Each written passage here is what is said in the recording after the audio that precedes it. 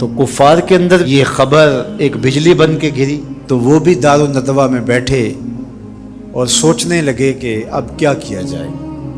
آج ایک حمزہ بن عبد المطلب گئے ہیں، کل کوئی اور چلا جائے گا تو یہ تو طاقتور ہو جائیں گے۔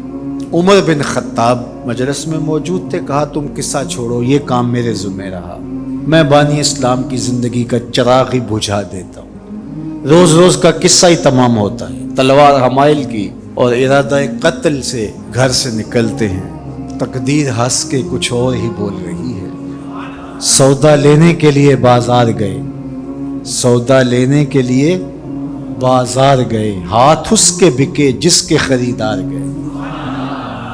تلوار حمائل کی ہے، بانی اسلام کی زندگی کا چراغ بجھانے کی آرزو ہے، گھر سے نکلتے 22 سال کی عمر ہے، جوانی ہے، بانکپن ہے، چہرے پہ جلال ہے، خطاب کا جری جواں بیٹا ہے۔ راستے میں ایک صاحب ملے، دیکھا اور کہا کہ کیا تیور ہیں اور ارادے کدھر کے؟ کہا چراغ اسلام بجھانے جا رہا ہوں۔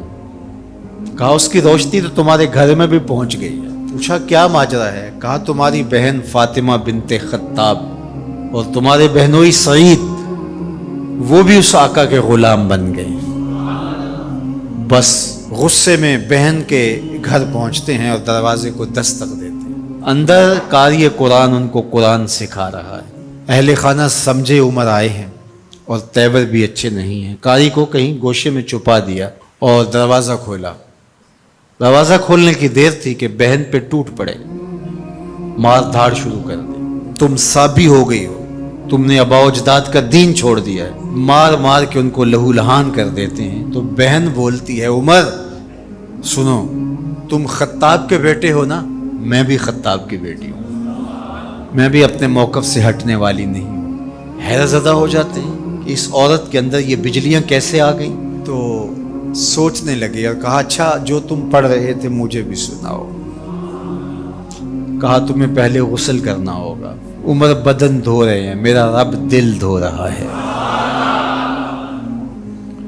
اتنے میں قاری قرآن کے ورق لے کے آ گیا اور تلاوت ہوتی ہے طٰہٰ ما انزلنا علیک القرآن لتشقیٰ، اے 14ویں کے چاند محبوب، ہم نے قرآن اس لیے نازل تو نہیں کیا تھا کہ آپ مشقت میں ہی پڑ جائیں۔ تلاوت ہوتی جا رہی ہے، عمر کی آنکھوں سے آنسو ٹپکتے چلے جا رہے ہیں۔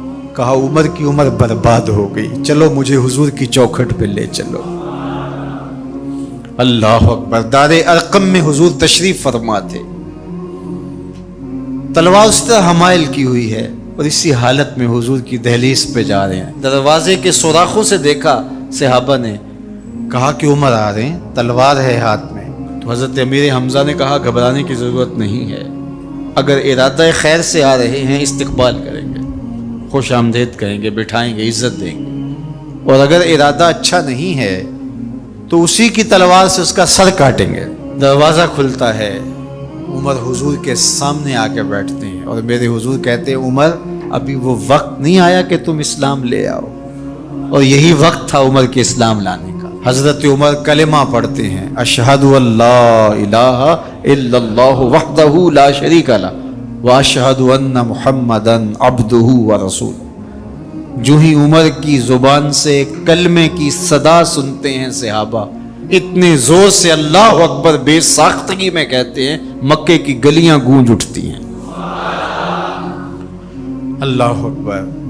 اب ایمان لانے کے بعد جناب عمر حضور سے پوچھتے ہیں حضور ہم حق پہ نہیں ہیں؟ فرمایا ہم حق پہ ہیں، اللہ کا دین سچا نہیں ہے؟ کہا اللہ کا دین سچا ہے۔ کہا کہ آپ اللہ کے سچے رسول ہیں؟ فرمایا ہاں میں اللہ کا سچا رسول ہوں۔ تو کہا پھر ہم چھپ کے نمازیں کیوں پڑھیں، ہمیں صحن حرم میں جانا ہوگا۔ مسلمانوں کی 2 صفیں بنتی ہیں 20-20 افراد کی، ایک صف کی قیادت حضرت عمر کرتے ہیں، ایک صف کے آگے حضرت امیر حمزہ چلتے ہیں، درمیان میں میرے حضور ہیں، اور صحن حرم میں پہنچ کے رب کی نماز ادا کی جاتی ہے۔ حضرت عبداللہ ابن مسعود رضی اللہ تعالیٰ عنہ فرماتے ہیں عمر کا اسلام لانا مسلمانوں کے لیے عزت کا سبب